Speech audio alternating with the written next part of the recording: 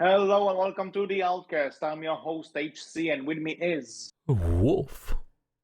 And today you all got a friend in us because we are covering the Toy Story franchise plus Lightyear, which came out last week. I guess just a kind of a quick way to say how we go about this. We'll do all the Toy Stories kind of together, and we'll let you know once we start talking about Lightyear because it just came out, so spoiler levels are, at Omega level. And we're not gonna give a spoiler warning for Toy Story because who hasn't seen Toy Story? And if you haven't seen Toy Story, what the fuck are you doing here? Go watch Toy Story. It's great. It it Wolf, it does look a do you little agree with dated, me? Well, the first one, but but it also came out in 95. Man, I'm old. yeah, this is the Toy Story was, for intents purposes, the very first CG movie. Like Mm-hmm. today, it's a miracle if you see a 2D animated movie in theaters, but Toy Story was the first. It revolutionized the industry. Mm-hmm. And So and unfortunately, before it shows its age. Early CG, yeah, but unfortunately. at the same time, it doesn't look off. Like honestly, there are movies which came out after Toy Story which look worse, Yeah, which is freaking impressive. Looking at you, Shark Tale, and but poor you Shark know, Tale. That was a movie. but yeah, that sure was a Yeesh. movie. But you know what? I think before we actually start talking about Toy Story themselves, I want to talk about something which honestly kind of impresses me, that when you look at it, all four Toy Story films have had like such problematic productions that the fact they all turned out good is a miracle in itself. How much do you know about those, for the record? I don't know much about the production issues they've had before. I've not looked too Okay, heavily into it, I'll admit. Before I start telling you about those, kind of quick thoughts about Toy Story in general is that, like, the first one, like you said, obviously the animation is a bit dated, but I still really like this movie. It's still a very fun movie. It's funny. There are emotional moments. The chase sequence in the end, like for the time, was a technical masterpiece. Toy Story 2 is my personal favorite. I love that movie, and for the longest time, it was also my favorite Pixar movie in general until Inside Out took its position. Toy Story 3, fantastic as well, beautiful ending. Toy Story 4, I am not the biggest fan of. I don't think it's bad, but I have some issues with its plot progression. And I feel like apparently I am the only person on Earth who actually really likes Lightyear. What are your thoughts? Um, I mean, so like, you want my general thoughts about like the whole franchise? Yeah, just general quick. I honestly like all these films. Like Lightyear, I enjoyed it. It was fun. It's not like I think there are better Pixar movies than Lightyear, I will admit, but I still had a lot of fun with Lightyear. I saw nothing wrong with it. And Mm-hmm, then all of the Toy Stories I've enjoyed. You know, mm-hmm. I know people To got really to what? upset, right? With like, oh, we had the perfect ending with Toy Story 3, and they came out with Toy Story 4, and they ruined that perfect ending. I disagree with that, but we can get a bit more into that a little bit later if you'd like. But Yeah, we'll obviously talk about it I, later in more you know, detail. I've just But in general, like I've enjoyed all of them. For like this is a franchise, I can quite literally say I grew up with yeah, to some degree. I mean, yeah, because again, it's been around for a really long time, and it changed how animation movies are made and how, and it set Pixar up. Even though Pixar doesn't have like a flawless track record like they used to, this is the movie which put them on the map. Mm. This set a standard. And Even if I'm not the biggest fan of Fall, not necessarily because it's bad, but for reasons we'll get to later, it's still a great movie in its own way. It's still like a solid film. It's just, I don't think it's as good as the first three. But if you had to pick a favorite, which one would it be? Mine is two. Ooh, a favorite. That's hard.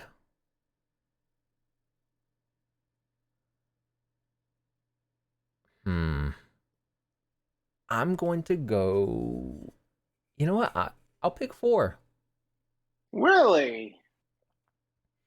I think four. Well, I think four is a really good capstone, right? I think now if they made a fifth one, I'd probably agree with people a lot more. Yeah, like don't get me wrong, I don't think four was necessarily needed to be made, but I think having seen four, right, and understanding why people, got upset by it and disliked it, but having seen it, I think, it deserves to exist. And I guess that's a little bit of the contrarian in me, right, as well. Like, gotta go against the majority because that's my thing. But more than that, I don't know. I like the theme and the morals of four. They appeal to me. Actually, you say contrarian, but I think after it came out, a lot of people are actually really okay with four overall. Like, people still love it. People still, again, I have my issues with it, but we'll get to it later. I promised to I did promise to tell you about the production problem. So let's just briefly, like for me, it's very close between 3 and 4. I would say I think 4 just edges out slightly, but it's close. Okay. So, production problems. So, with the first Toy Story, as you know, by the way, a lot of those production problems could be summed up as Disney sucks, but you'll see what I mean as we. Yeah, I was reading a little bit. It seems like, the problem with the first one was more so Katzenberg. Because what happened, so, at the time there was no, like, CG was like for short films, then even then it was short films that Pixar did. And it was also, it was also like they did some visual effect for like Lucasfilm. They did some CGI backgrounds for some of Disney's animated features.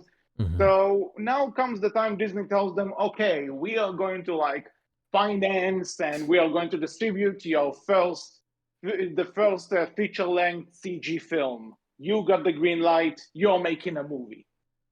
So they started working on it, and some basic developments of an animated feature. What happened was that John Lasseter, fuck him for the record, as we'll find out, said we don't want to do a musical because they didn't want to be another Disney. Disney was, at the time they had The Little Mermaid, Beauty and the Beast. Lion King just came out, so they said, we don't want to do a musical. And Disney was like, okay, fine, don't do a musical, but we want you to make it adult. We want you to make it edgy. We want you to make it like this is going to be like the adult animation. And then eventually they came out with a version of Toy Story, which they dubbed the Black Friday version. And let's say that it's a lot more cynical and honestly assholey than the movie we know now. It's in the Blu-ray, actually, in the Toy Story Blu-ray, there's a storyboarded scene from that version where, let me ask you this, what happens when it comes to the point where Andy needs to take one toy to Pizza Planet? What happens in the actual movie? Oh Lord, you're asking me. It's too long ago. I don't remember. Okay. Well, basically, so Woody thinks that hey, if I can get Buzz trapped behind the desk, Andy won't find them. Ergo, he'll have to take me. Yeah. Okay. And eventually, through some shenanigans, Buzz ends up accidentally being flung out the window. Woody didn't intend it. He wanted Buzz to get stuck, not thrown out the window. And then the other toys just kind of, are angry at Woody, but they don't really take any action against him, right? Yeah. So in the Black Friday version, for one, the toys start putting bets on who Andy is going to take, if it's going to be Woody or Buzz. Already assholey thing to do. But then, like, Buzz being the naive do-gooder is like comes up to Woody and goes like, "I want to wish you good luck. You will do the same for me." And he offers him a handshake. And Woody's like, "Yeah, good luck to you." So he grabs Buzz by the hand and throws him out the window.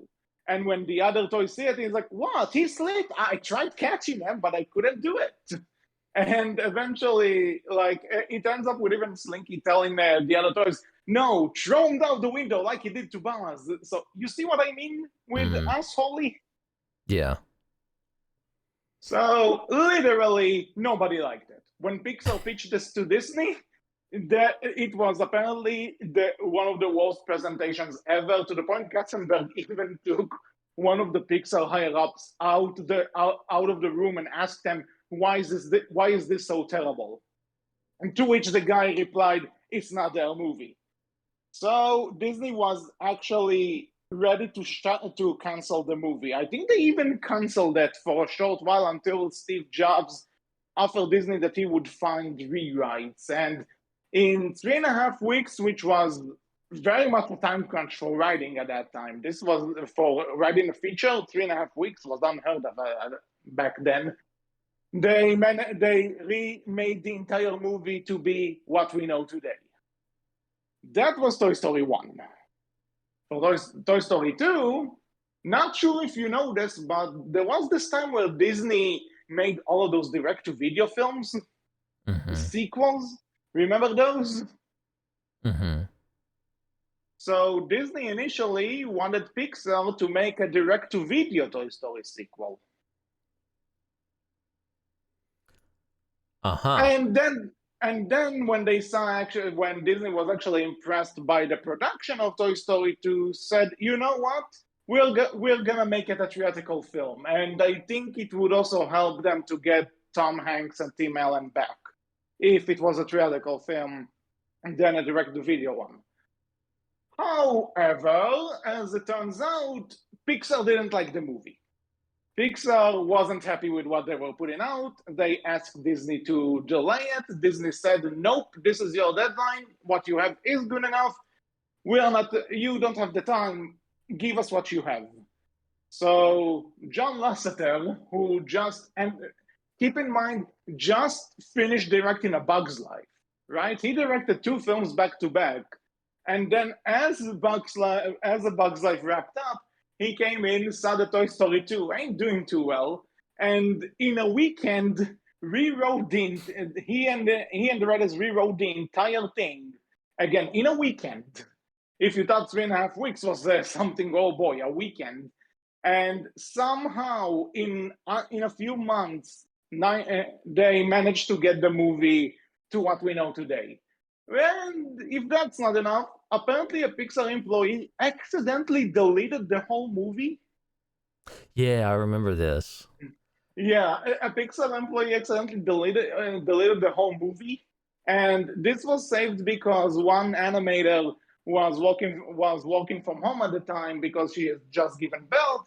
So she had a backup of the entire movie on her computer. And thanks to this backup, the movie was saved. So, holy hell. Now, what about Toy Story? God, that had to be like the most frightening thing in the world, though.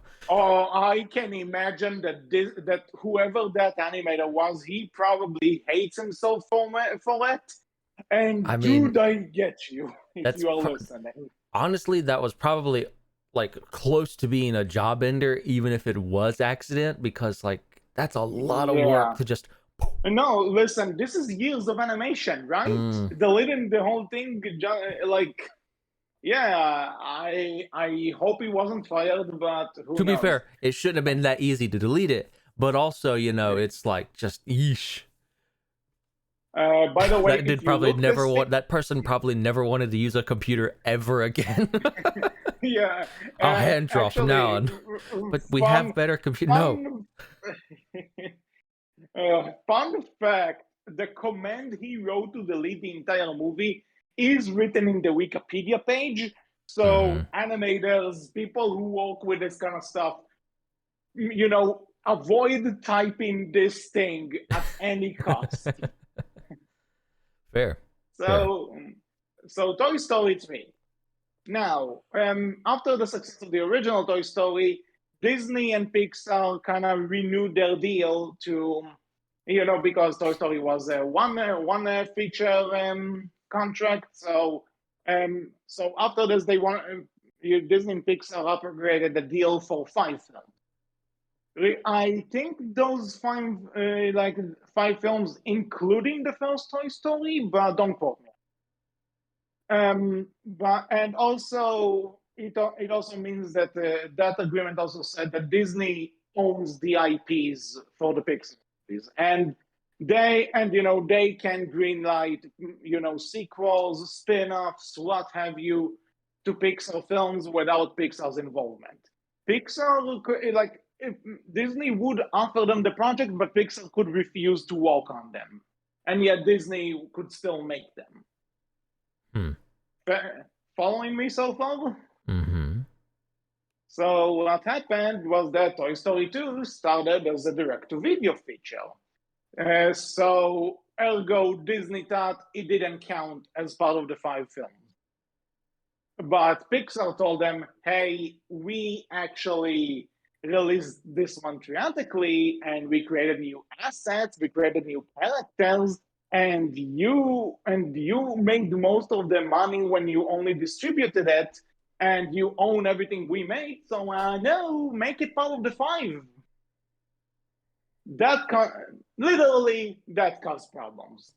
For years, Disney and Pixar were actually stuck in the negotiation table trying to figure this out because no side would bend. And so they bought Pixar. And before that, actually, before buying Pixar, Disney actually opened a new studio called Circle 7, and the entire point of the studio was to create sequels to Pixar movies. In fact, every Pixar sequel, with the exception of Cars 2 and 3 and Toy Story 4, every Pixar sequel that we got in the 2010s started life in Circle 7.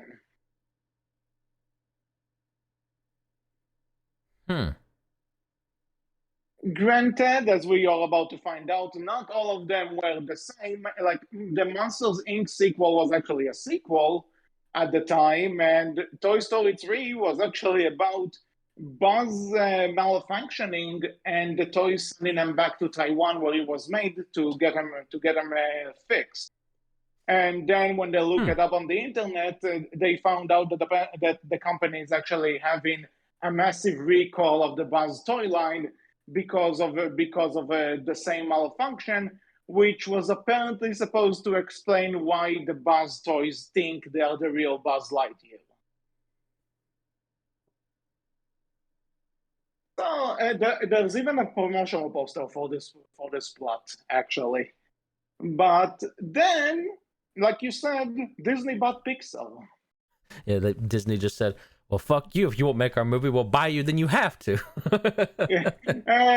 It wasn't necessarily that, because the Circle 7 stuff was but I think it's more funny that way. Yeah, in a sense, because I think there were rumors at the time that other distributors like Warner Brothers and Universal were talking about teaming up with Pixar after their Disney deal is done, and supposedly Ratatouille could have been, kind of distributed by Disney, but not owned by them, should the accusation won't go through, but it did. So everybody wins, I guess.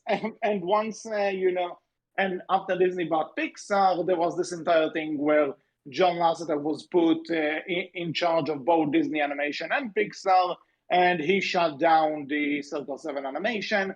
All the projects that were there moved to Pixar, and according to Lee Unkrich, who directed Toy Story 3, they never read the Circle 7 script. in his own words, not out of spite, we just wanted to start fresh. I don't know. I think there was some spite in there. Call me a cynic, but I don't know.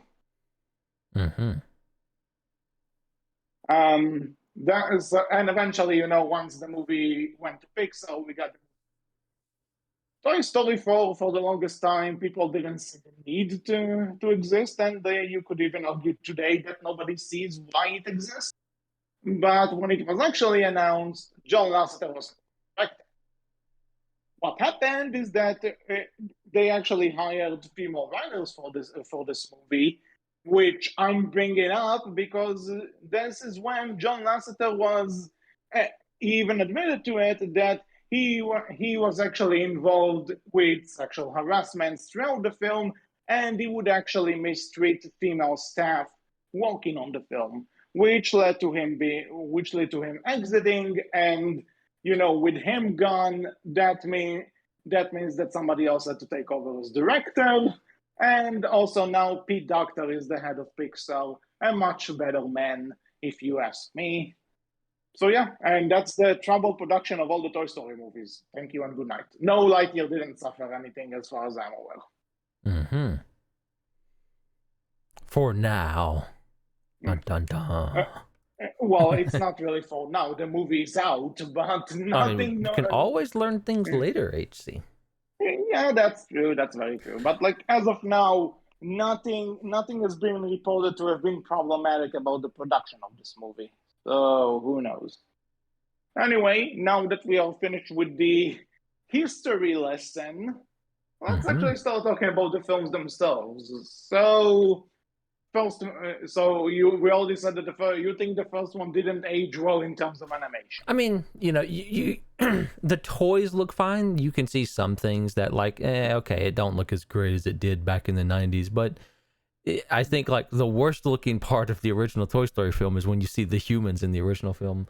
That's that didn't age too well. Honestly, when it comes to Sid, it kind of works. Sid's fine, but Andy just looks in the Andy first film. Andy looks very. To be honest, Andy looks more like a toy than the toys do. Which I think that's actually the joke. The joke about this, that in Toy Story, even the humans look like toys. Mm-hmm. But at the same time, again, when the humans are not on screen, and honestly, they are not for a good majority of the film. Yeah, it still looks pretty fine. When you take into account this is the first one, and I get that 95.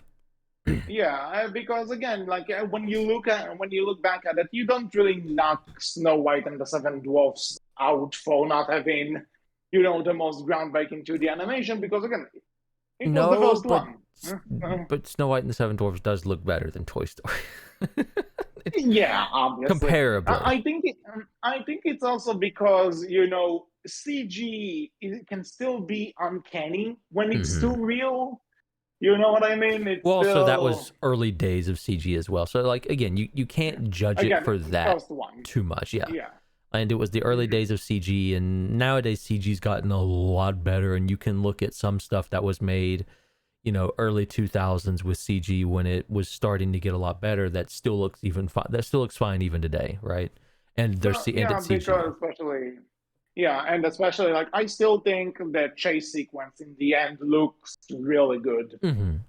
Considering the speed everything has to move in, and the colors and everything, and the shots. So the dog looks a bit weird. I'm not gonna say that it isn't, but by the way, think about the dog in the first Toy Story and the cat in Toy Story 4. Oh wow, yeah. That's a stark difference.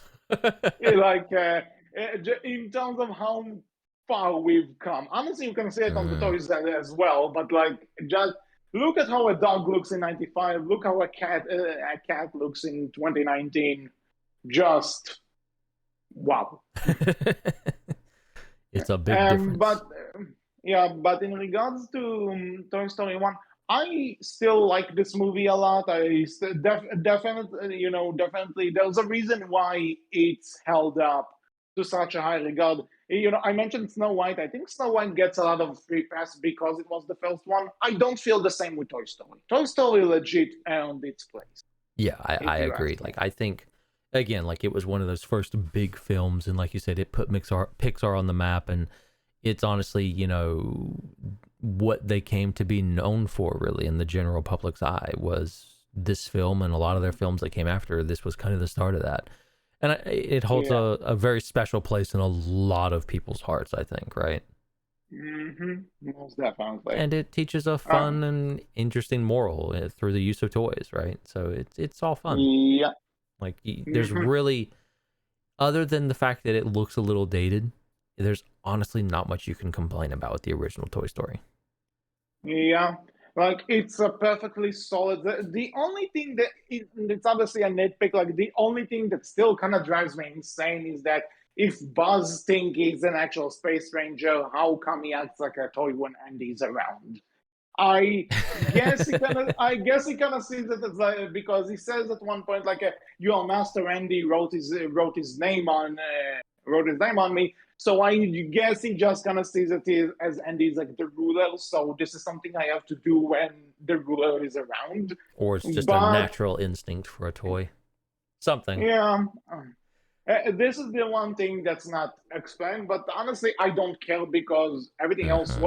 Like actually, something. When Buzz finds out he is a toy, the commercial is ridiculous, right? The commercial is fucking ridiculous, and I love it. It's like perfect '90s cheese, right? I but like, karate chop action. I just Mwah, beautiful. I agree. By the way, I love the fact that you see like the toy fly in the commercial, and there's actually a disclaimer: the toy can't fly. That It's is quintessential 90s toy commercial. Like, if you want to know what exactly. commercials for toys were like back in the 90s, that is no Yeah, better an example. yeah. Especially when you take into account this toy is like based on a movie or a show, whatever canon you want to follow. Yeah, those were like in your face about this. But we followed that show, and like there's the scene where he actually tries to fly and he ends up falling, breaking his arm, and that's like a kind of snaps that code in his mind that yeah, I am a toy. It still hits. This scene is really damn good. Mm. And then of course there's this entire thing where he's having a an emotion like an emotional crisis, and Woody snaps it out of him by actually slapping Buzz with his own arm. And then there's like he needs to tell the other toys that Buzz is with him, and it's like, Buzz, like, give me a hand, will ya? And he throws his own Oh, arm. But I this part never fails at making me laugh. It's wonderful. uh, yeah. So other things to note. I don't think there's anything to really say about Toy Story. Like we everyone knows it, everyone loves it. other than Anything the you fact want to that, like, add?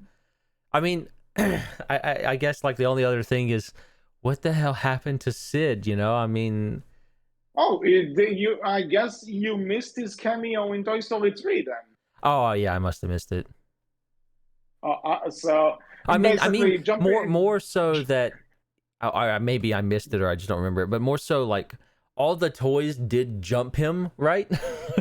Yeah, So it's like, what does that dude think about toys now? And actually, something.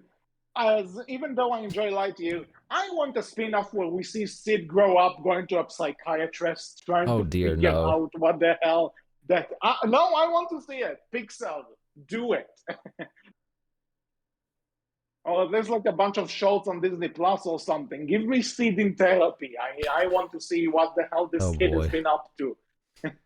And for the record, in Toy Story 3, there's the garbage guy who is like listening to rock and roll and stuff. That's supposed to be Sid. Ah, okay. Makes sense. So, hmm so basically, yeah. So that's Toy Story 1. I think we covered everything pretty nicely. Moving Mm-hmm. on to Toy Story 2. I should note I haven't seen Toy Story 1 when it released in theaters for the first time because I was only 2 years old back then. So I think I was it 5 or 6, somewhere in that area. makes makes sense. But so for me, I've seen Toy Story 1 in theaters when it was re-released in 2009, I want to say, a bit before 3 came out. But Toy Story 2, I remember actually seeing in theaters when it came out, and it was surreal to see these characters on the big screen for the first time. And so, but at the same time, I still love 2. 2 is still my favorite of the 4. There's a lot about it I absolutely love, Mm. and and I think in a lot, and also on that note, some game on the PS1, and I think it was kind of 64 as well. There was a Toy Story 2 game. If you haven't played it, play it. Fair enough. Yeah, what do you think about Toy Story 2? I mean, again, like you say, like it was a very good sequel. I enjoyed it. It, improved in every single way from the first one, and it was just, more good fun and taught some really valuable morals and lessons, right? I do love that, Also, so many moments and so many moments, so many scenes, so many quotes I still remember, and mm, I think it's one of those movies I can recite one for one whatever happens. Like there's so many good. I think my favorite one was when there's the Zog toy, and oh God. him and him and the other Buzz are fighting in the elevator. And it's like, I will never give up. You kill my father. No, Buzz. I am your father. And Buzz goes, no. And then Rex accidentally knocks Zog off the elevator. And he's like, I beat Zog. And the elevator is like, father. And then them and later then playing catch with one another. yeah, and then they play catch with each other, and and that's great. And I don't want also to use this my was head. yeah. I don't. I was about to bring this up because one, it's a great pun. Like, hey, what are you gonna do? Buzz? Use your head. I don't want to use my head. And not only is this funny, but this was also during the time Pixar did bloopers, and the blooper with it is Oh, beautiful. yes. The blooper I is forgot about beautiful. those, man. That they are using his head, and the freaking thing is locked, and they don't go through it. Oh, beautiful. Also, there's this point, when Jesse meets Woody, and like she pulls his string out to hear if he actually, sends the thing.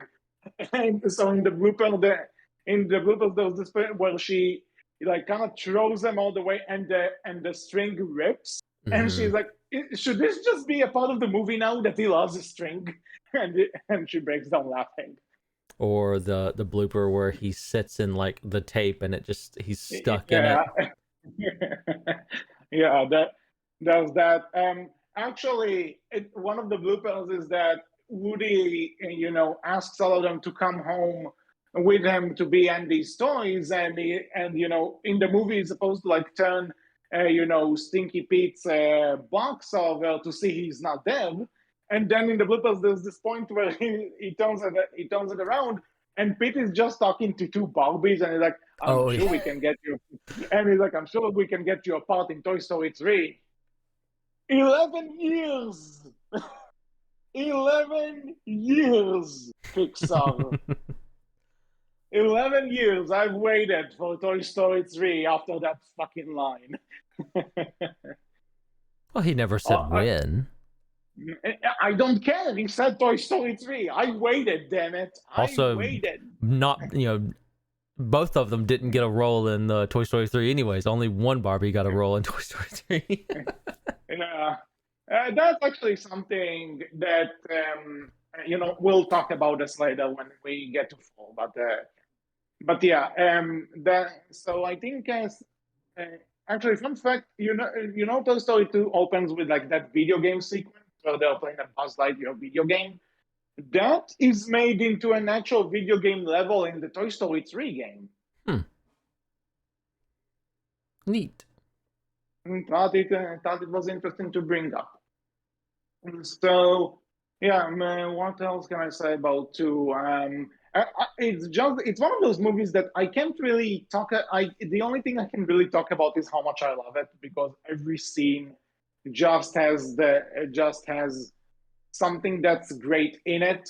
And oh, by the way, one of the best. But I never got it as a kid, but as an adult, it's amazing. Well, there's Al, the guy who kidnaps Woody, and there's the point where like he says, I can't believe I have to drive to work on Sunday. Even on Sunday I have to walk, and then we see that he drives like a millimeter, just across the road. Mm-hmm. And like that part, as I grew older, I grew to love that part so freaking much. And apparently, other people like this short moment so much because there's a Twitter account which literally posts this exact moment from the movie every Sunday. I am not joking. That is a real Twitter account. Go look it up if you don't believe me. It is an actual thing.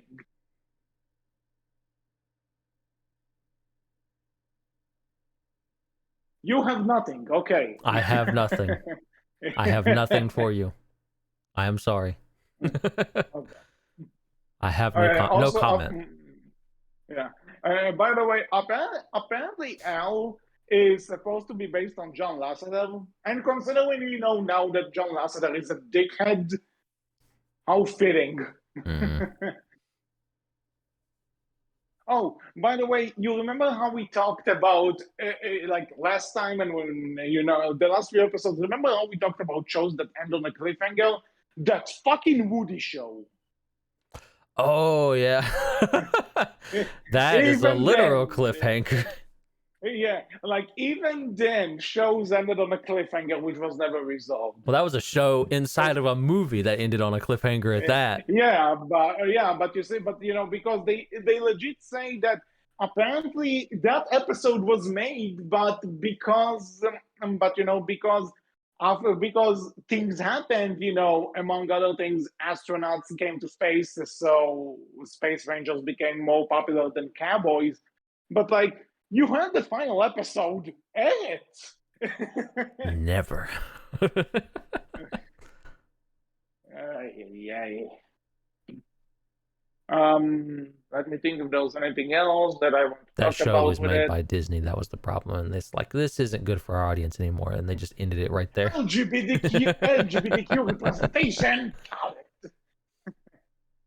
Okay, actually, I doubt this was a thing at the time, but okay. If I'm gonna make fun of Disney for it, I'm gonna make fun of them for it. Oh, that's fair. Anywho, so anything you want to add about Toy Story 2, or can we just agree it's amazing? And yeah, no, there's not much I can add. Like, it's extremely quotable. It was fun. It was enjoyable. Just, again, like it's super hard for me to pick a favorite, and the more we talk about it, it's like maybe that one's my favorite. But no, like it's again, like you can't go wrong with any of these films. Yeah. So this leads us to Toy Story 3. Now, the hype for this one, there was a legit hype for 3, if you remember. I do. Because it had been, at this point, it had been 9 years, a little bit less than it took the second film to come out. Oh, yeah. 11. Yeah, 11. I'm sorry. I was looking at 4. I apologize. 11 years since the second movie, right? Because the second movie came out in 99, only 4-ish years after the first one, then 11 years later. And did they not, I don't remember exactly, did they like tout this as being the finale of the final of the trilogy or something like that, or is that just me? So like I said, there was this entire thing where initially it wasn't even supposed to be at Pixar. It was supposed to be a completely different film in another studio, only made by Disney without Pixar being involved. And once production switched, I think there was an intent to make it the finale, because even when the movie came out, they actually asked Lee Unkrich, the director of it, like about Toy Story 4, and he said at the moment nothing is planned. What was important to me was to like really finish this one.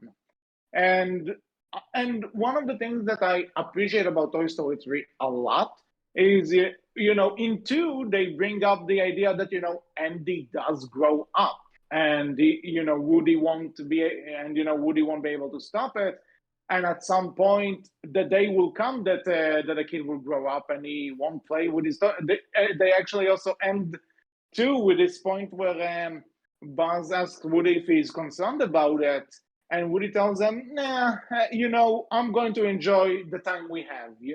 I'm going to enjoy what we have so far, and after this, we'll have each other." So I'm like, okay, we have a sequel coming out so long after the second one, and they chose the best possible option, which is like, okay, we talked about the kid growing up, and he's now heading to college. He's an adult. He doesn't necessarily care about his toys anymore. And that's a legit problem. That's like a legit. This was the only direction to go. Fuck Buzz going to Taiwan or something. This is what I want to see. Like when I read the plot line, after the teaser for Toy Story 3 came out in front of Up, and I was like, oh, they're making a third one. Oh shit. And I read about it, and it's like, oh, I'm actually interested. Like they actually made me, because at this point I kind of just wrote Toy Story as 2 films that I really liked when I was a kid, but I wasn't sure that I was gonna be into a third one all of a sudden. But I read this and I'm like, hey, this is interesting. I'm game. What do you got? And I also remember that it was also one of those that, keep in mind that at the time Pixar had this untouchable track record. Like you could argue this was them at their high. Like you could argue whether or not the first Cars movie is good or not, but it was reviewed relatively well, and it made money. I mean, even then, this was like the time of Finding Nemo, The Incredibles, like... No. For Finding Nemo and The Incredibles were way before this. They were before Cars. No, but like, I get what you mean. What I'm saying, like this was Pixar's heyday, right? They could do nothing wrong, more or less. Yeah, again, because keep in mind that, people would still argue about Cars if it's an actual good movie or not. The first one, anyway. Yeah. But the fact that it was still critically, it was still received well critically, and it still made money, especially when it comes to the merchandise. Yeah. But after Cars, they had Ratatouille, which is great. I still love Ratatouille a lot. And after this there was WALL-E, which is still considered. WALL-E and Up came right after that, and both WALL-E and Up are considered, some of Pixar's peak, right? A lot of them, both of them are even considered a lot of people consider their favorites. And then like Toy Story 3 comes around, and people are like, because name a good third movie in a trilogy. And there are some. I'm not going to say that there aren't, but that list is very small, though. But even the ones that people say are like, well, the third movie is a good one. If people would even say that the third one is the weakest one, even if it's good, they don't think that it compares. And there was a lot of things like, can Pixar actually pull off a good enough sequel? And yeah, they did. Obviously, there are people who don't like Toy Story 3, and that's perfectly fair and everything. These people are wrong, though.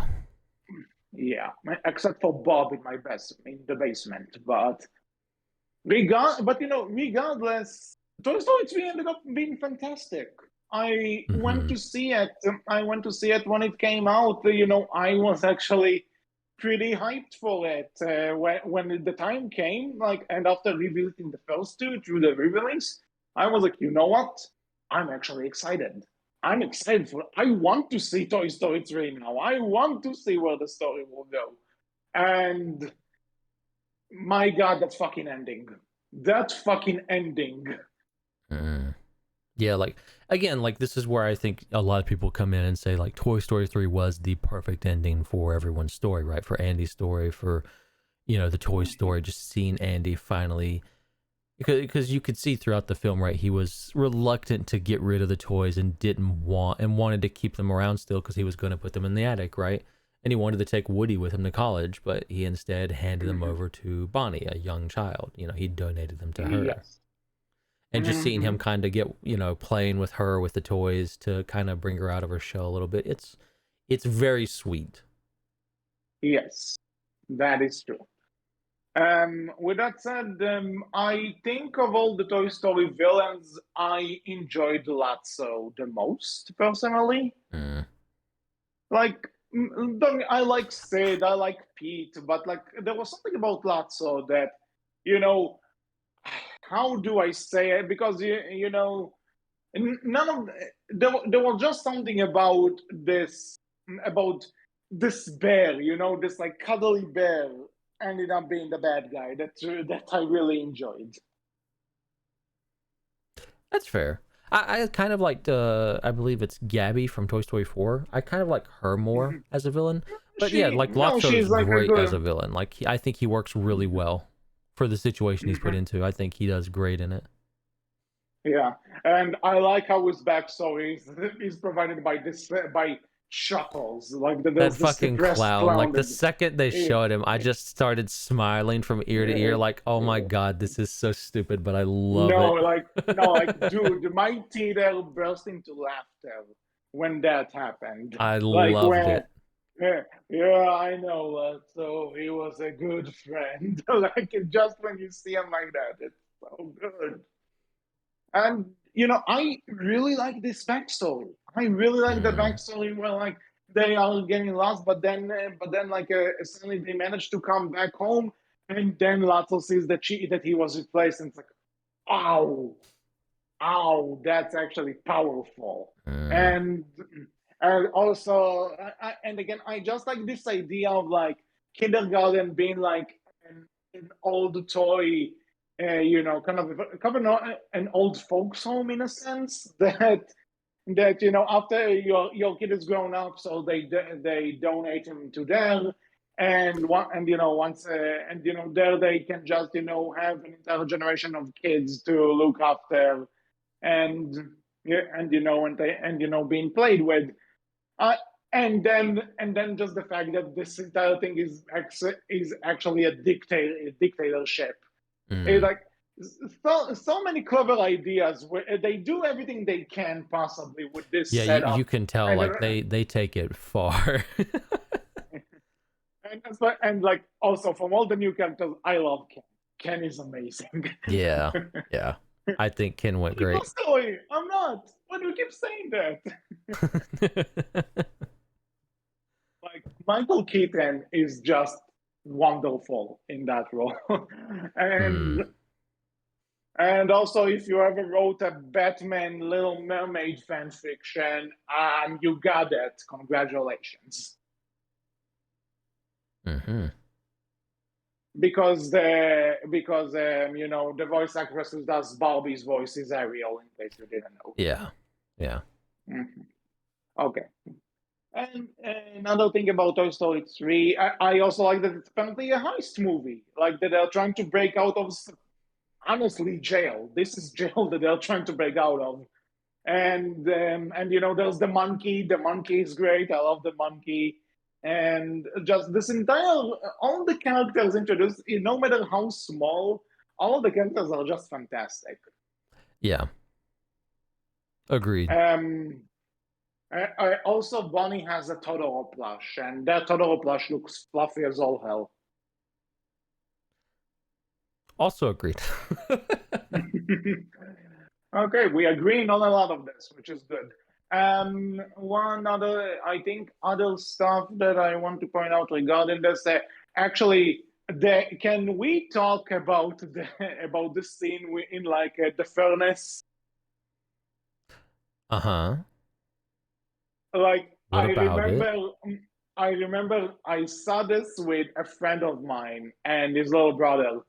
And I just when it came to that part, and my friend went, "My God, they're like actually Nazis," and I'm like, What? and like at the time I didn't really process it because I was invested in the movie, but like the more I look back at it, it's like he's not wrong. Eh, eh, eh. Like I just remember What a that. phrase, though. I, Yeah, I get it, but man. keep in mind we're Jewish people, so it Hmm, speaks hmm. more to us in some way. Oh, I get it. I But understand. like, yeah, but the moment when it happened, like, I didn't pay again. I think I questioned it, but I didn't really think about it because I was focusing on the One of movie. those But friend after, comments are like, uh-huh. Wait, what uh, the uh, fuck?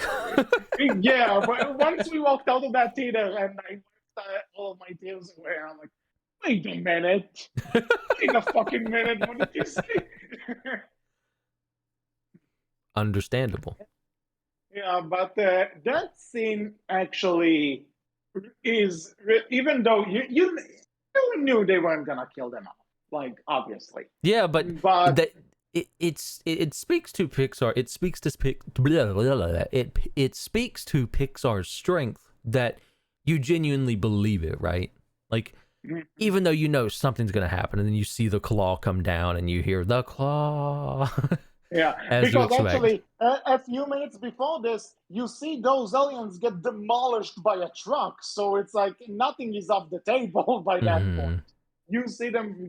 I remember saying, "I'm like, oh shit!"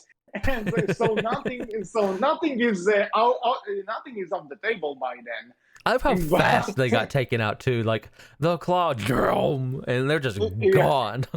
yeah, and Woody even shouts like, "No!" And it's like, "Oh shit!" I love Like, how Mr. Potatoes in the back, my boys. yeah. Actually, no, he didn't want to be their father. Like by the end, when they save him, he's like, "Okay, yeah, Hmm. you know what?" That, but so in the first part, I think the thing that got me the most is that this is like obviously those toys are a family by this point. They stick with each other. But just a few small gestures, like there's a point where when Rex and Mr. Potato had hold their hands together and it's like and it's one of those moments where Mr. Potato had always mocked Rex throughout the movies, and then seeing him like we just want to know the like, and it's like I'm sorry for everything I said to you. I'm glad to be by your side as we perish. It's like so powerful, and also see Woody and Buzz like looking at each other and knowing this is the end, and them accepting it. Just obviously, they're not going to kill them off, but like honestly, the only thing that someone suggested that maybe Buzz should have said to Infinity and Beyond by that point. I don't know. Not. I don't think so. I think the Yeah. silence is better there personally, right? Yeah. Hmm. You get it from their expressions, which is all you need. And then, of course, the alien saved them with the claw, which thank goodness. And I think, and okay, actually, something I forgot to ask about Spanish Buzz. That was a thing. I liked it. I had no problem with it. I thought it And was a fun like joke. it, yeah, like I enjoyed it. I think my favorite part about it was when I eventually my mother saw this movie with me because she likes the first two and everything. And I remember when at some point she just went, "Man, Buzz is dumb when he's Spanish," and it's like compared to everything else, Buzz is Buzz is determined, but like in terms of brains, he's not the sharpest. He's resourceful, but like, yeah, there's the point where like he does this dance around, like Jesse's just standing in the middle and he's doing this dance too. I loved Impre- her face, like, whoa, okay. yeah. It was Um. Oh, great. and then there's also like Mr. Tortilla Head. Yeah. Oh, that was just so strange, but I ended up loving it. And then him just getting in the fight with that bird. Yeah. And like then he shows up in a cucumber. It's like you would not believe what I've been through I tonight. loved the cucumber. And I loved how Mrs. Potato, like, you're so tall and skinny. Yeah. Uh, and I think the other. By the way, when they're all like saying when they're about to go to the box for the attic, and Woody is about to go into the college box, there's this point where like Woody asks Jessie if she'll be okay in another closed space, and she says, "Yeah, I will." And then she goes, "Besides, I know about Baz's Spanish mode." And it's like, what are you gonna do when you want to switch him back? Drop another TV on him? Details. And obviously, like I think it could also just work if she, like they'll slap him or something. Obviously, I'm just I know, making fun of yeah, I get you. Oh, actually, some people said that Toy Story 3 sucks just because when they're in the garbage truck, Buzz shouldn't glow since he aged. And it's like, for fuck's sake, people, and they took good care of them, okay? True.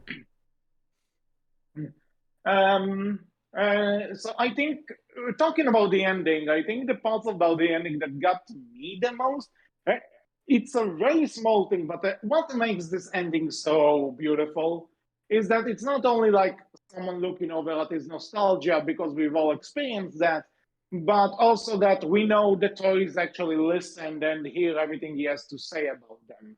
And that way they learn that he actually cares about them and they weren't just junk. So so one I like that, but the one that really gets to me is that when Andy introduces Rex to Bonnie, and he introduces him as like the scariest, most and the scariest and meanest dinosaur who's ever lived. What was Rex's thing in the first movie? That he was actually afraid that Andy doesn't find him scary enough, and that if he gets another scarier dinosaur, he's afraid of being rejected.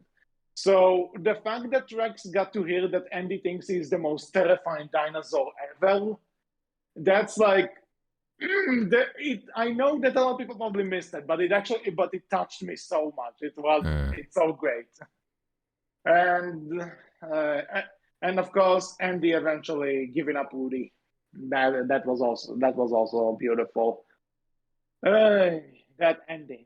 I love it, but I hate it because it gets me to cry every time without fail. But it Also, served I them like well, though. the It yeah. tied everything together in a really great way, And I and also in a like way this that, little epilogue in the credits where you see the life of the toys and in Sunnyside and in Bonnie's room. Through short scenes and like they get the letter from Sunnyside and Buzz is like Barbie has a really nice handwriting and then they say it was from Ken and all of them are like what? So that was fun. Actually, have you seen the few shorts that came out between Toy Story 3 and 4? I have not. So there was one where like Ken and Barbie think that try to sneak into Bonnie's backpack when they hear she's going to Hawaii, but eventually Bonnie leaves the backpack in her room. So instead of Hawaii, they just arrived at her home. So the other toys gonna try and make their story feel like Hawaii. It's nice, nothing too special. Hmm. There's one where Buzz is like accidentally replaced with the Happy Meal version of himself. It's Ah, cute. huh. And and there's one where Rex is apparently throwing like a party at the bathtub. It's all right, I guess. I think that's the one I saw once, and that's it. And and then there were like two TV specials. One of them is Toy Story of Horror, where we're like in a field trip with Bonnie. They like get stuck in like in like some sort of shop, and Jessie has to overcome her PTSD. It was actually pretty good. And there's Toy Story: The Time Forgot, where Bonnie is happy. He's like going to a friend's house, and Woody, Buzz, and I think it's Trixie, the other dinosaur. I think her name is the one that has Mabel's voice from Gravity Falls. Mm. So they get into some kind of an adventure with this kid's toys, were also the dinosaurs. It's all right. It's fun as well. And then we get to Toy Story 4. Mm-hmm.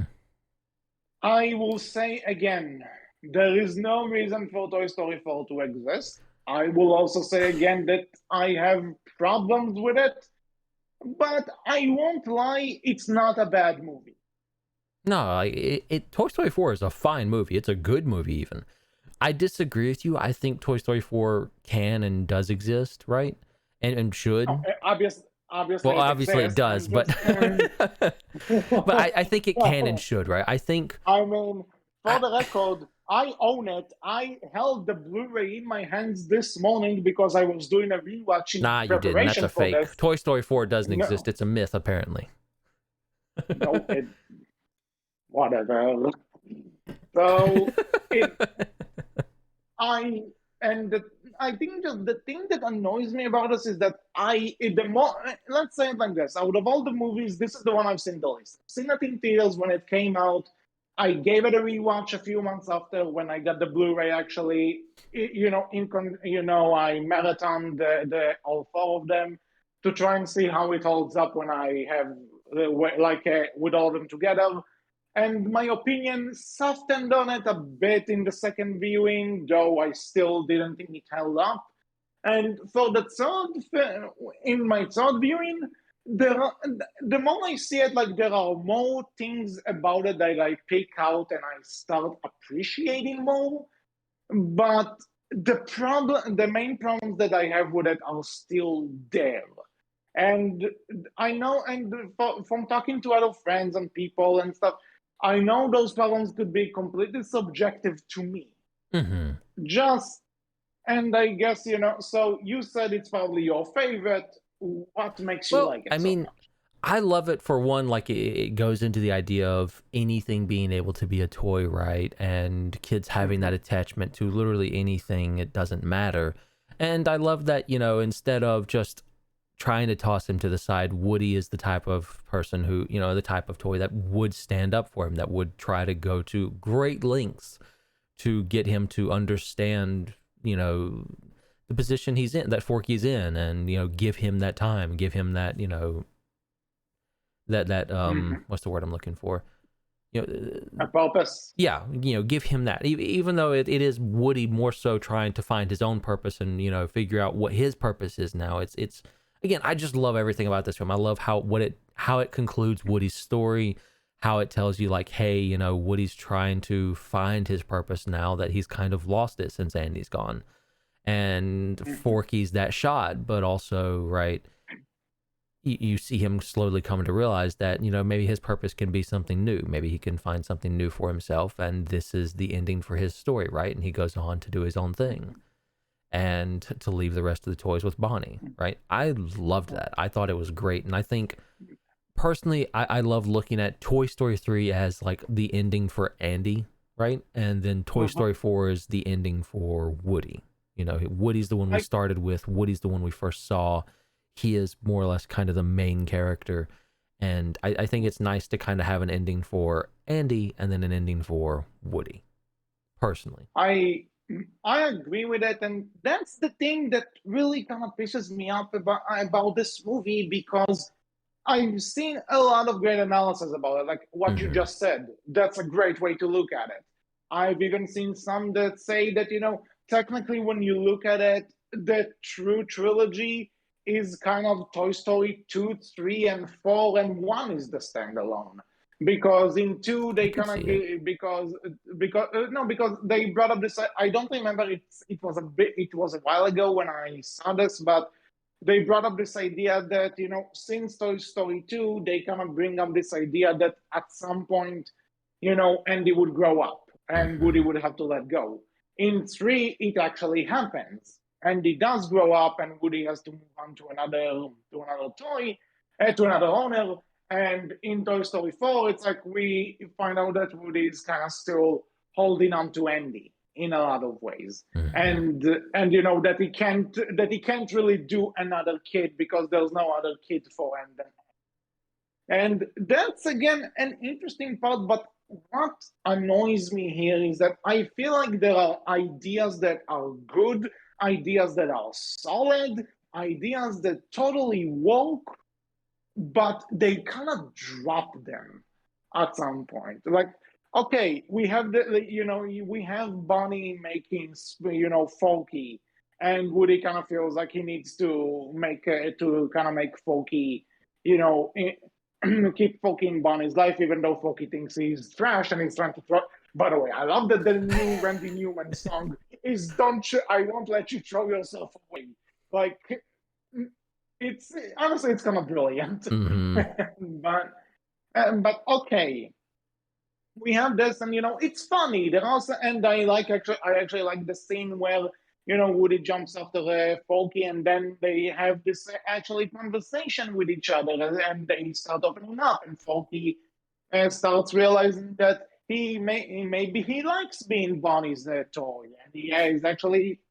I'm going about the I idea, but it's personally loved the scene where, Forky explains like, "Oh, this is what it feels like to be trash. It's so great." And Woody's like, "Well, that's what Bonnie thinks you feel like as a toy." And he's like, "I'm Bonnie's trash." And he finally yeah, gets it in spirit, but he's still wrong. I yeah, loved that scene. that's yeah, I love it. I love it too. And again, but at the same time, once this starts, so we basically once like Forky kind of starts getting it, and he's like, "Yeah, I want to be with Bunny now." Like, so supposedly that's kind of where this entire subplot kind of drops. This Mm, and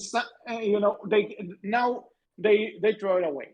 Now there's another thing, when obviously in Bonnie's room, the leader is kind of that I think her name is Dolly, right? Dolly, that's the name of the doll, and mhm, she's kind of and she's doing her leadership things, and Woody kind of questions some of those decisions, saying, back when I was with Andy, I was doing this, and Dolly tells him Bonnie is not Andy. And then again, when Woody's walking around with a Forky on the road, he accidentally calls Bonnie Andy, and it's like it shows that he didn't really let Andy go in a lot of ways. And again, that's great. Like you said, it's kind of like this thing where he would always be Andy's toy, and if he's not, then he doesn't really have a purpose. He can't really fit himself for another kid, and the only purpose is to kind of like just helping toys find owners. Great idea. They barely do anything with it. Like, again, after this conversation, they kind of drop it until maybe a little talk near the end. mm. And because honestly, when it comes to the ending where like Woody decides to stay with Bo Peep, I didn't really get emotional because it feels like he just kind of wanted to stay with Bo Peep because it's Bo Peep and he loves her. That's For really me, what I got for initially. me, like it was a thing of I feel like that was him finally accepting. Hey, it wasn't necessarily about the kids. It was about being with people, being with his family, right? Like being with people he enjoyed and loved and wanted to be with. I don't know. Like I get where you're coming from. I understand where you're coming from. I still like 4 a lot for what I think it does and what I think it provides to a Again, lot of the I characters' like its stories. ideas. I But like a lot of the stuff I it agree does, with you. but There's a lot of stuff where it feels like there's a great idea here, and then it's kind of dropped somewhat to move on to the next really great idea, and then it's kind of dropped somewhat to move on to the next really great idea, and then the film ends. yeah, It does because feel like this there could have been, are some of these ideas could have been films in their own right, right?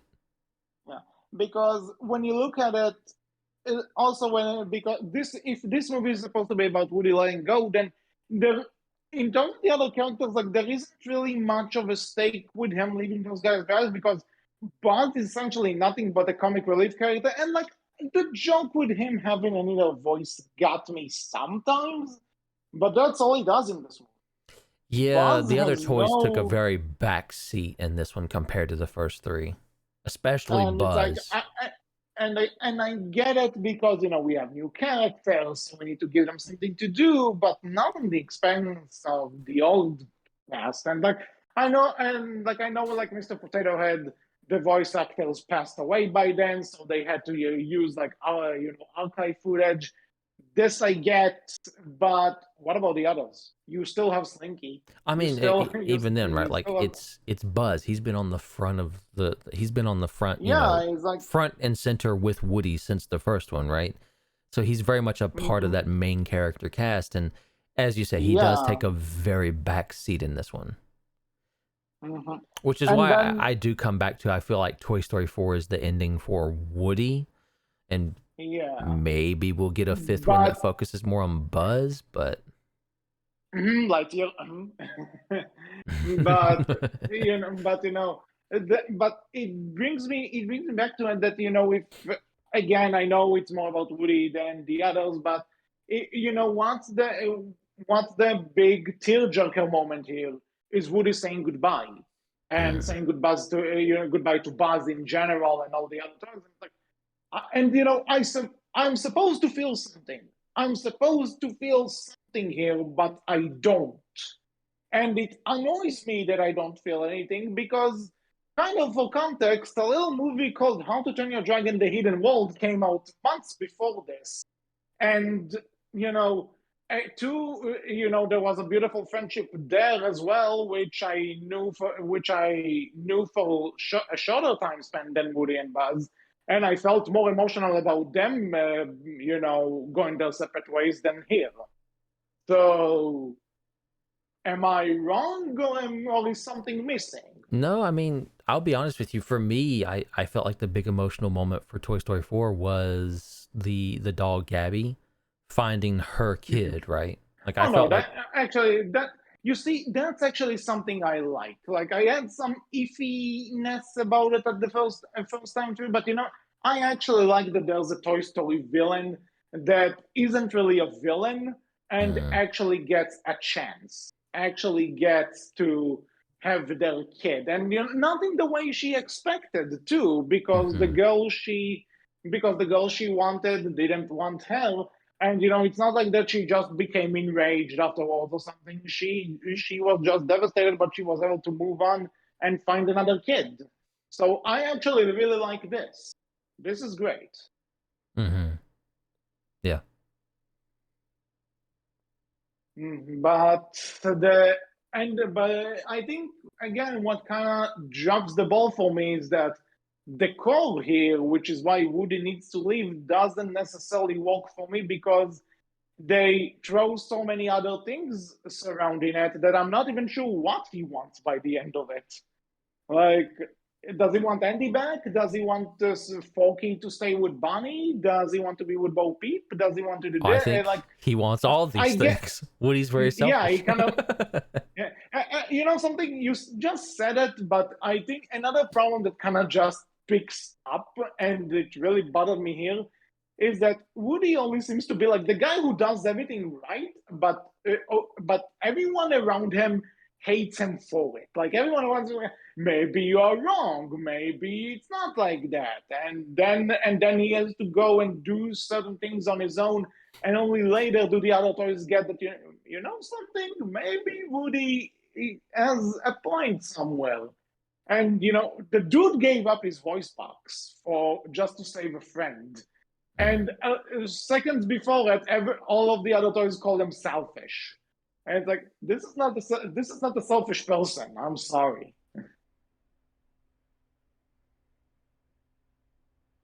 I still like four. No, no, no. I get where you're Again, the coming from. more Right? Again, no, I know the what the you mean. I know more what you mean. I'll say again too that the more I see of Ford, there are a lot of things that I think it does well, and things that totally work with it. It's but it's those little things that can kind of really take away from. Because something, let's talk about two things that I really like about Fall, and like the way the movie starts, for the record. I love the way this movie starts, where it's like in the years between Toy Story 2 and 3.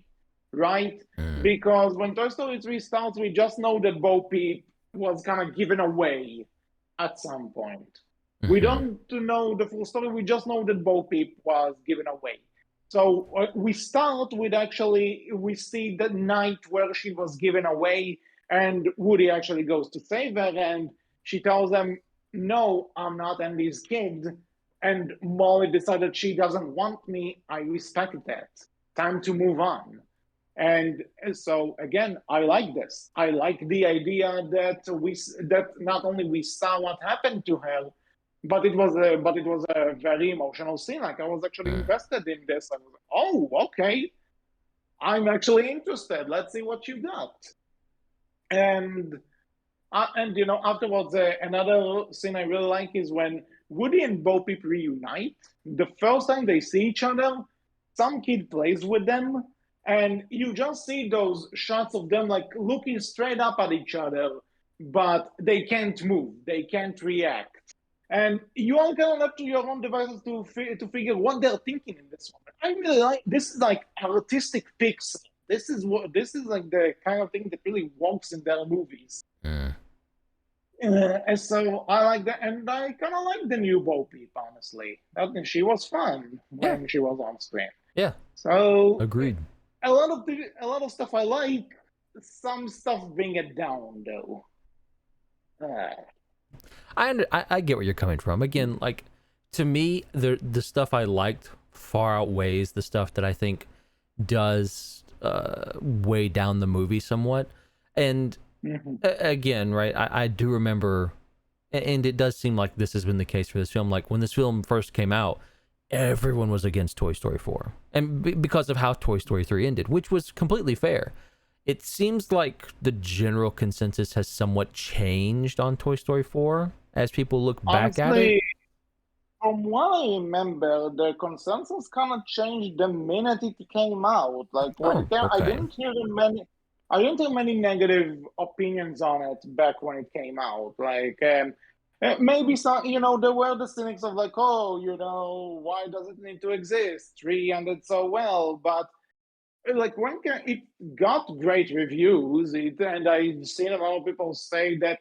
I've seen a lot of people who at first called it unnecessary, but now they call it their favorite. I've seen a lot of people say that it's better than some of the other. Like I can never say that I like it on the same level as the other 3.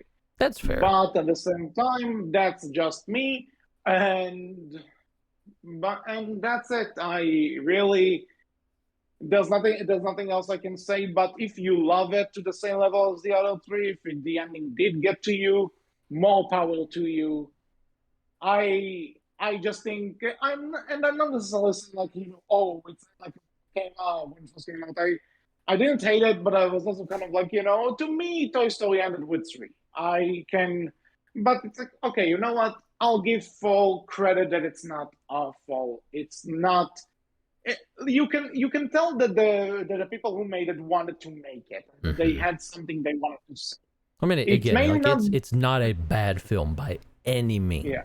It's not necessary. Like it's not necessary. It's not, in my opinion, it's not as good as the first 3, but it's not awful by any stretch of the imagination. That's fair. Now. This is the point where we're about to talk about Lightyear. So spoilers. There has been spoilers for Lightyear, but right before we get into it, I would want to bring up, like, there's been talks, you know, here or there that there might possibly be a 5th Toy Story film. What do you think about that?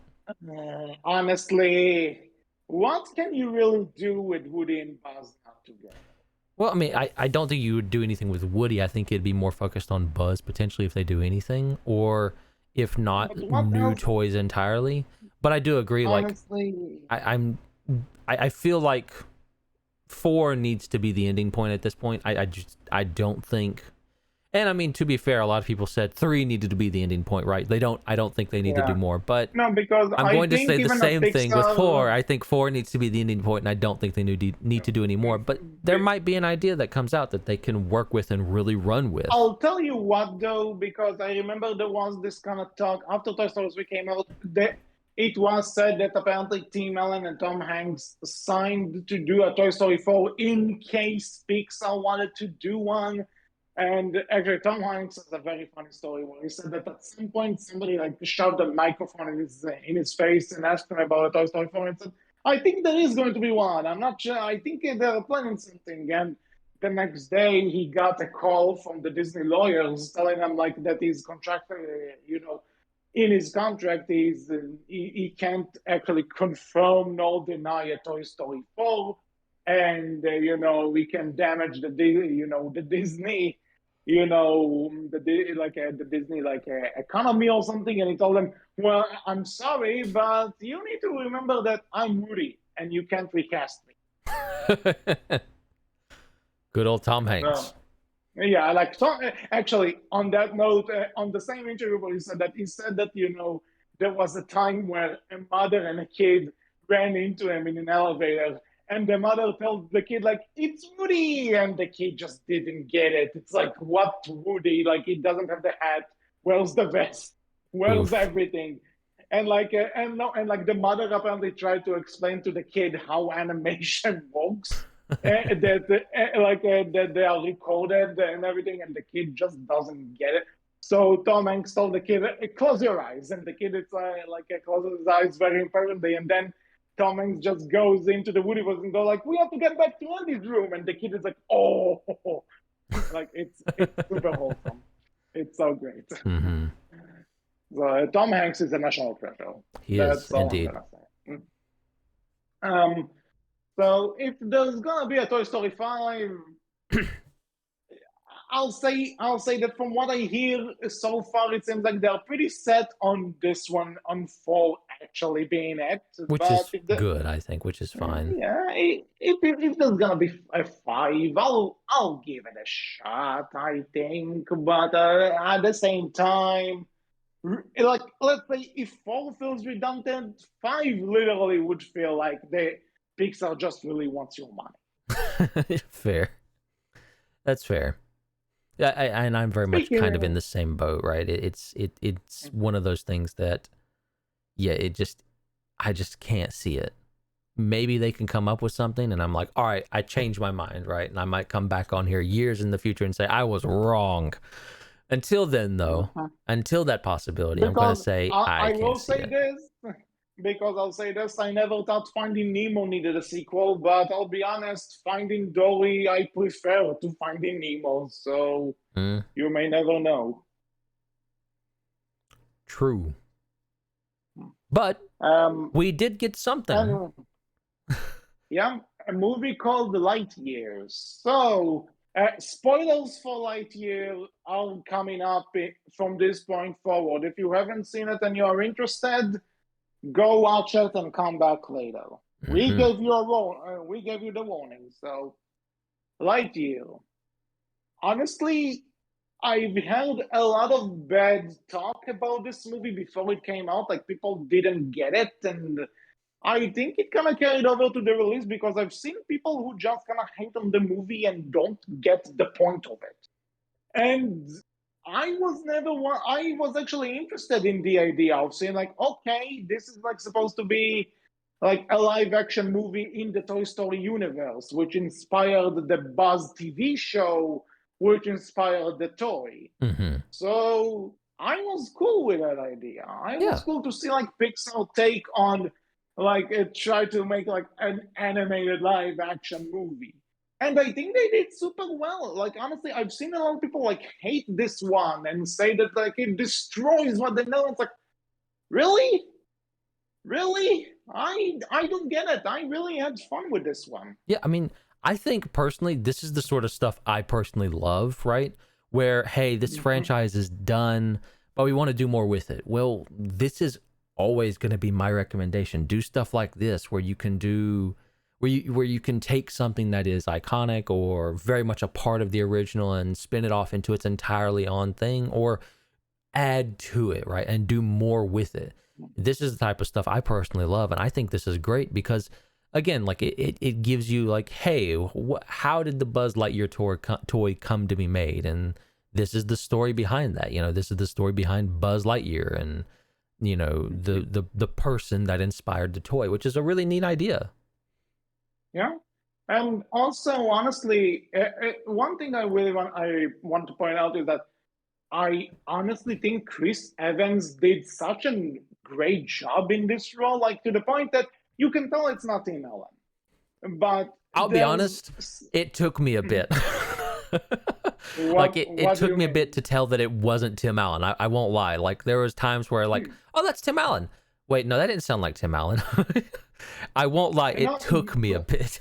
Yeah, because he managed to kind of hit that vibe where he has the same the same way of saying things like Tim Allen, to the point where you can kind of say that Tim Allen's voice is just like, the guy they took for the TV show because the real actor wasn't available to voice his character or something. Mm. And because they sound, but also there are also moments like where they actually give him Toy Story quotes to say, but it doesn't feel forced. Mm-hmm. You get what I mean? Yeah.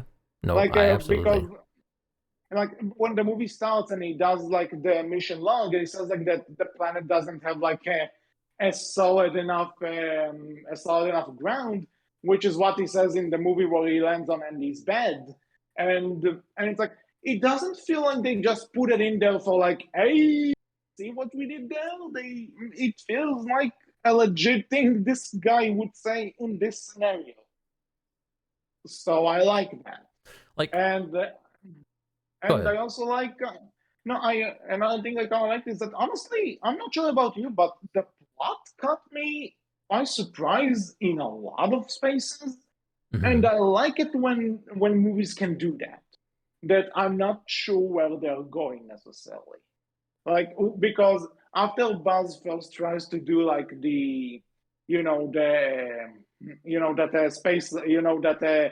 to achieve, I don't remember what it's called. It's hyperspace or let's call it hyperspace. I forget the name of it too. God. We're awful. But faster than light speeds, like he's trying to achieve, hyperspace, faster than light speeds. Blah blah blah. Yeah. So, and like by the first time he does that, he finds out that for him it's been a few minutes. For everyone on the planet, it's been 4 years. And like, when they reveal him, I was like, oh shit. It was yeah, that was like a big point. And despite this, he like keeps trying it, and just seeing him like come back every time and seeing his friend grow up more and more, getting engaged, getting married, having a kid. The kid grows up, and then one day he just returns, and this friend isn't there, and she leaves him that voice message. Like, that really got me. That was, I don't get what people were so mad about with this one. Really, what was so bad in this? It was really well done.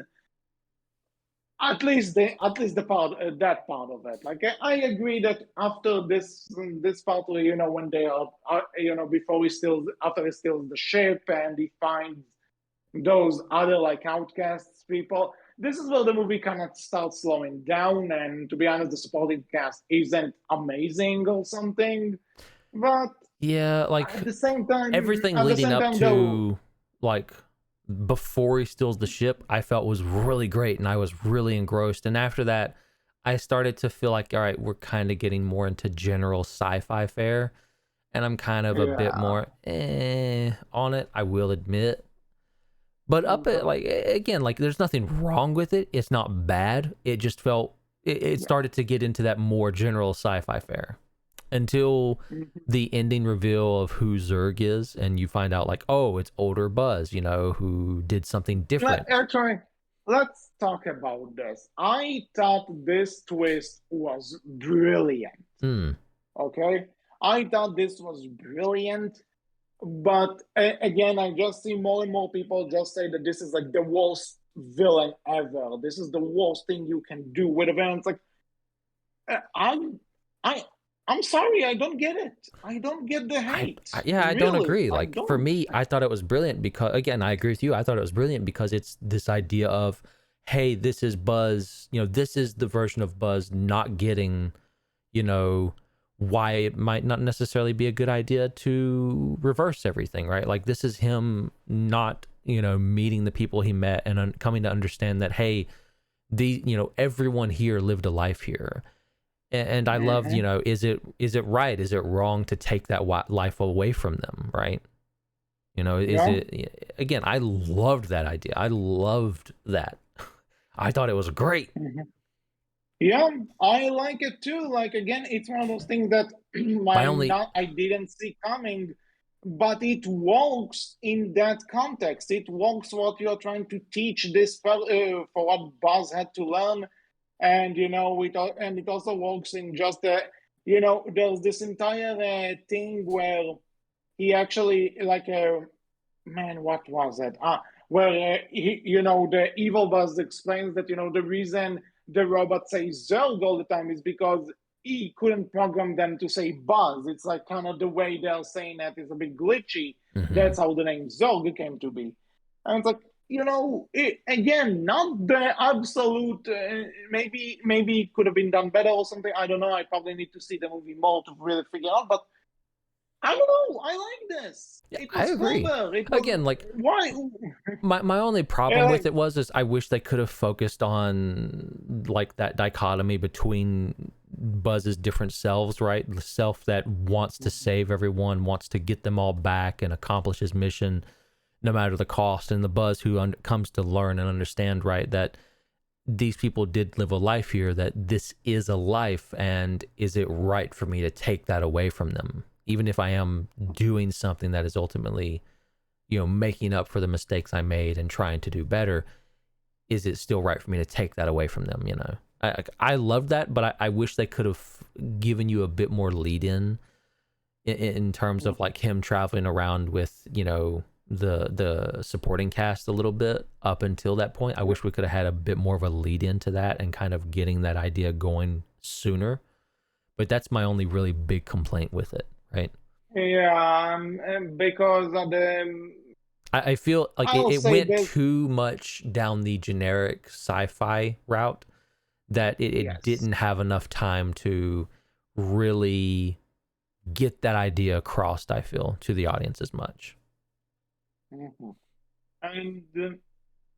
But at the same time, I still think it was a really good movie, and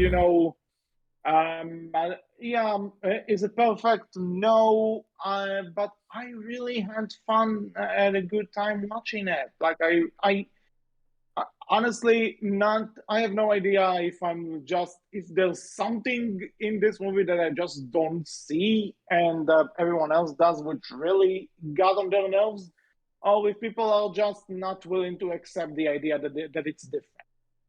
Mm.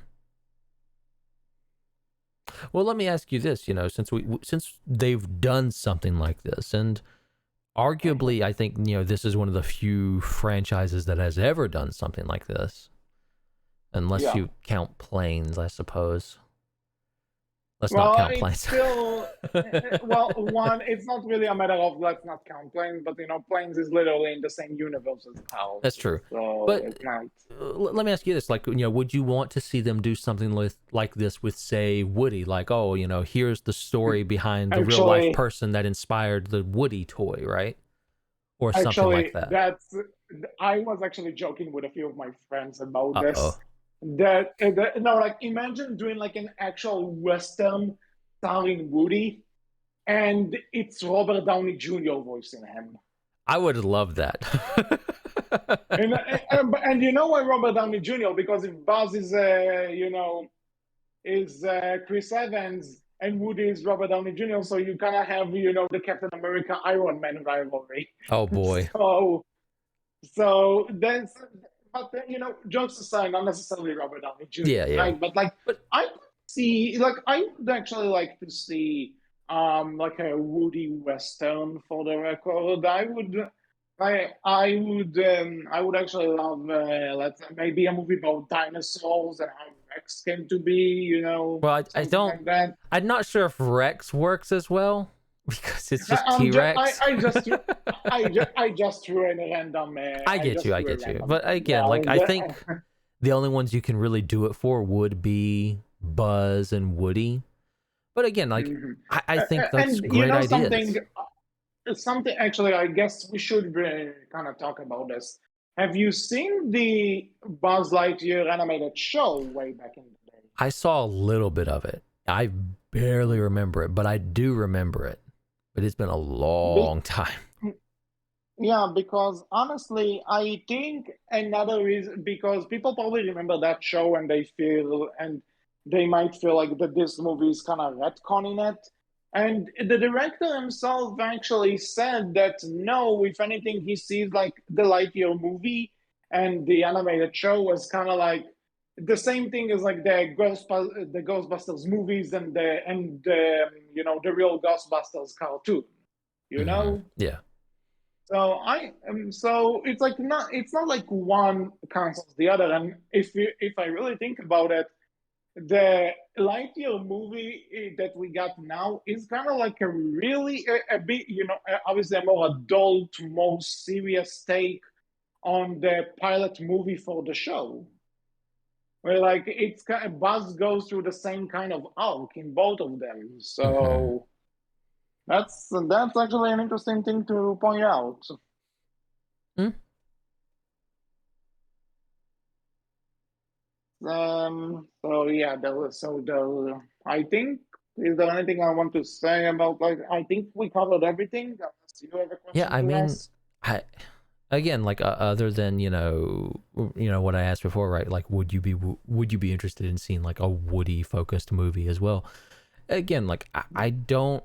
I feel like this is going to be one of those films that people look back on and say, "Oh yeah, no, this was actually really good." Like it's going to be one of those types of films where it comes out and it's kind of meh on reception, and then the Because reception I'm changes not over time. sure, because there's also this thing that, apparently Lightyear isn't doing all that hot in the box office as well, No, which, from what I understand, it's not and even yet managed to make back its like initial production budget no, yeah, it didn't even make its budget back. And, considering it's Toy Story, so it's like, or Toy Story it's a adjacent, at name. least, anyways. Yeah, but and considering that Disney kind of sent Pixar straight to Disney Plus, like with stuff like Soul and Luca, you could argue it was still COVID. But Turning Red, there was literally no reason to just make it a straight to Disney Plus movie. Mm. And but so yeah, let's hope that it won't damage Pixar and Yeah. Disney decides to put them in theaters because holy, Well, uh, uh, I hope yeah, Disney doesn't take the wrong lesson from this, right? And say, well, no one likes this movie, so he can't do anything else with it. I think there's a lot of potential here. Get away from the generic sci-fi storyline and do something more different. And I think it would be great. And just tie that in more to the general moral and the lessons you're trying to teach kids and stuff like that. And this movie, I think, would have done way better than what it did, but maybe that's just me. But even still, like the movie I got, it surprised me at moments, and I really did enjoy it.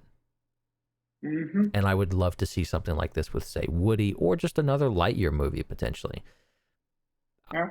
And I hope it gets that chance. Regarding so I think if I need to see a future for Toy Story, I think this is the good direction to go in. I agree. Just do more with like what inspired the toy, because Mm. again, I really think with four, really, really. Yeah, I agree. Like we're done with the toys, right? I feel like we don't need to go back, and we shouldn't go back. And I hope that's Disney doesn't take the lesson from this, like, oh, we need to go back to Toy Story. We can't do anything else, and just, Disney, no.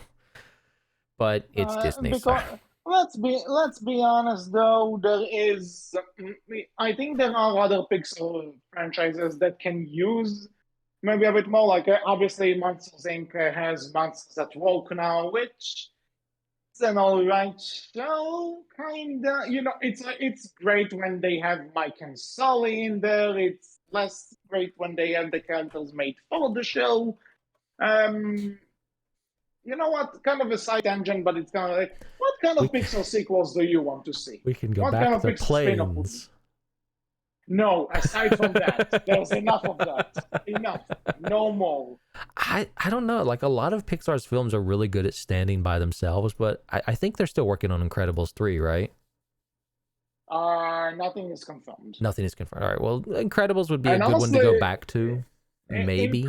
I also think I want Incredibles 3 just to kind of make up for 2, because looking back, 2 really disappointed. Mm. I would be interested in seeing them dive back into Brave, personally. Yeah, you know what? Give me that. Considering Mary is also my favorite Disney princess, and Brave is kind of underrated. It's both underrated and overrated. I don't know how a movie does that, but Brave found a way. But yeah, I would like to see more of Brave, really. I want to see more Inside Out. More Inside Out would be great.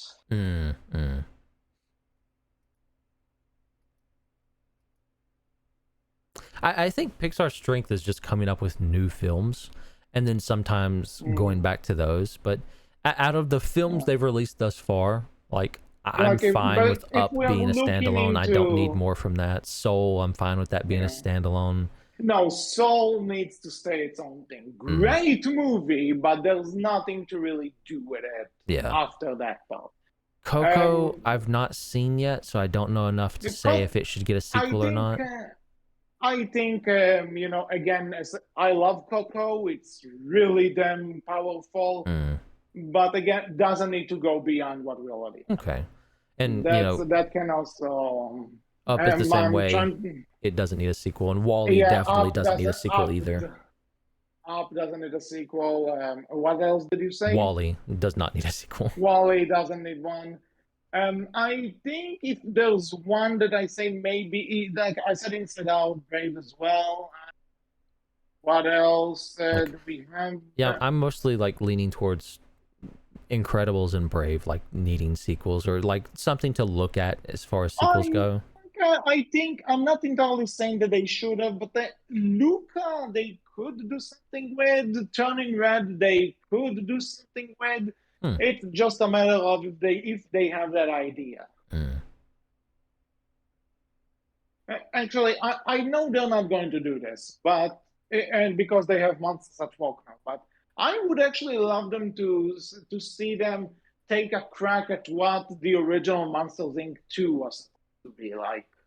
That I wouldn't, because there was actually this entire plot about them trying to find Boo in the real world, and kind of dealing with the entire repercussion of what happens, if a kid can remember a monster once they grow up or something. I'm not saying do the exact script that eventually leaked online, but I'd like to see them do something more with it, and who knows, maybe Monsters at Work would even tap into something. But yeah, they can do stuff. I just think that if they want to do more Toy Story, then Lightyear is a good direction to go. Yeah. In terms of spinoffs like related this, to I it. think. Yeah, so I don't think there's much else to say, unless you have something. I'm good. Okay. So that was all for this episode of the Outcast. We hope you enjoyed. What do you think about the Toy Story franchise? What do you think about Lightyear? And is there any other Pixar film that you want to see continue in one way, shape, or form? You can tell us in the section below, on our Twitter, which is Berkcast with a capital B, capital C, and on our Tumblr, which is Berkcast Team. So until next time, I was HC. And I was Wolf. And we will see you all next time. Take care. Bye-bye.